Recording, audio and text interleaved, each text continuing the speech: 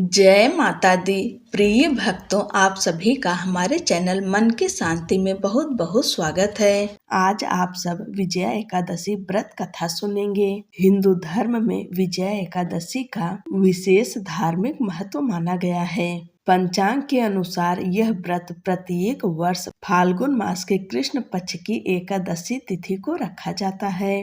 इस वर्ष विजया एकादशी का व्रत 13 फरवरी 2026 दिन शुक्रवार को रखा जाएगा। ऐसा कहा जाता है कि श्रद्धा और विधि विधान से इस व्रत का पालन करने पर भगवान विष्णु की विशेष कृपा प्राप्त होती है।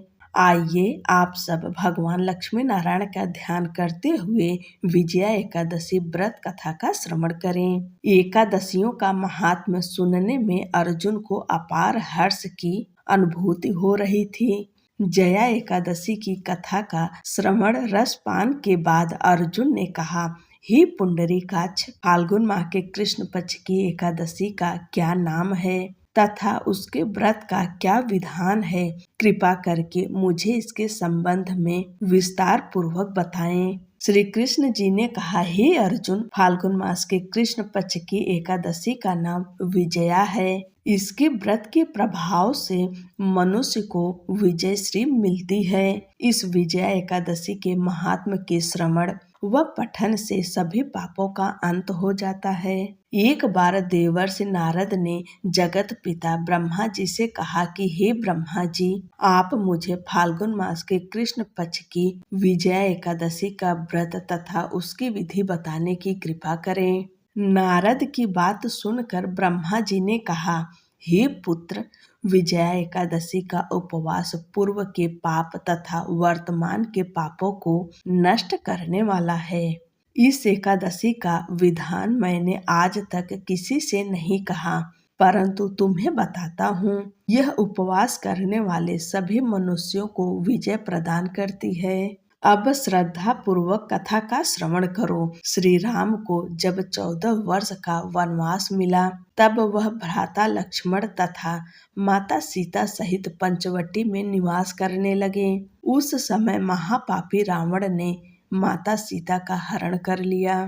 इस दुखद घटना से श्री राम जी तथा लक्ष्मण जी अत्यंत दुखी हुए और सीता जी की खोज में वन वन भटकने लगे। जंगल जंगल घूमते हुए वे मरणासन जटायु के पास जा पहुँचे। जटायु ने उन्हें माता सीता के हरण का पूरा वृत्तांत सुनाया और भगवान श्री राम जी की गोद में प्राण त्याग कर स्वर्ग की तरफ प्रस्थान किया। कुछ आगे चलकर श्री राम व लक्ष्मण की सुग्रीव जी के साथ मित्रता हो गई और वहां उन्होंने बाली का वध किया। श्री राम भक्त हनुमान जी ने लंका में जाकर माता सीता का पता लगाया और माता से श्री राम जी तथा महाराज सुग्रीव की मित्रता का वर्णन सुनाया।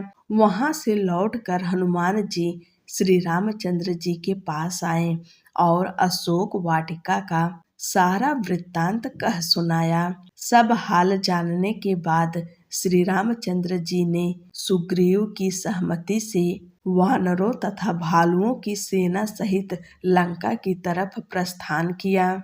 समुद्र किनारे पहुंचने पर श्री राम जी ने विशाल समुद्र को घड़ियालों से भरा देखकर लक्ष्मण जी से कहा, हे लक्ष्मण, अनेक मगरमच्छों और जीवों से भरे इस विशाल समुद्र को कैसे पार करेंगे? प्रभु श्री राम की बात सुनकर लक्ष्मण जी ने कहा, भ्राता श्री, आप पुराण पुरुषोत्तम आदि पुरुष हैं। आपसे कुछ भी विलुप्त नहीं है। यहाँ से आधा योजन दूर कुमारी द्वीप में वक्दालभ्य मुनि का आश्रम है। वे अनेक नाम के ब्रह्माओं के ज्ञाता हैं। वे ही आपकी विजय की उपाय बता सकते हैं। अपने छोटे भाई लक्ष्मण जी के वचनों को सुन श्री राम जी वक्दालभ्य ऋषि के आश्रम में गए और उन्हें प्रणाम कर एक ओर बैठ गए। अपने आश्रम में श्री राम को आया देख महर्षि वक्दालभ्य ने पूछा, हे श्री राम, आपने किस प्रयोजन से मेरी कुटिया को पवित्र किया है? कृपा कर अपना प्रयोजन कहें प्रभु। मुनि के मधुर वचनों को सुन श्री राम जी ने कहा, हे श्रीवर, हे ऋषिवर, मैं सेना सहित यहाँ आया हूँ और राक्षस राज रावण को जीतने की इच्छा से लंका जा रहा हूँ। कृपा कर आप समुद्र को पार करने का कोई उपाय बताएं। आपके पास आने का मेरा यही प्रयोजन है। महर्षि वक्दालभ्य ने कहा, हे राम, मैं आपको एक अति उत्तम व्रत बतलाता हूँ, जिसके करने से आपको विजय श्री अवश्य ही प्राप्त होगी। यह कैसा व्रत है मुनि श्रेष्ठ, जिसे करने से समस्त क्षेत्रों में विजय की प्राप्ति होती है?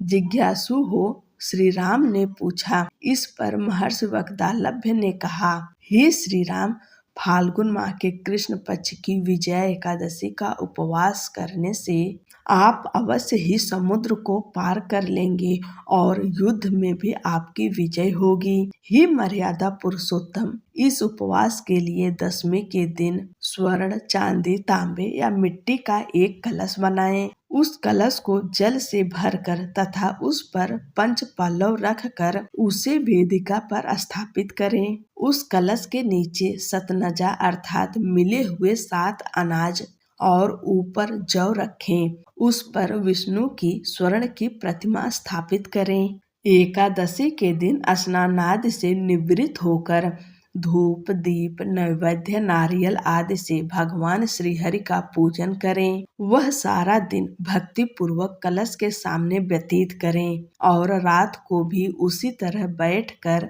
रात्रि जागरण करें। द्वादशी के दिन नदी या तालाब के किनारे स्नान आदि से निवृत्त होकर उस कलश को ब्राह्मण को दे दें। हे दशरथ नंदन, यदि आप इस व्रत को सेनापतियों के साथ करेंगे तो अवश्य ही विजय श्री आपका वर्ण करेंगी। मुनि के वचन सुनकर तब श्री रामचंद्र जी ने विधि पूर्वक विजया एकादशी का व्रत किया और इसके प्रभाव से राक्षसों के ऊपर विजय प्राप्त की।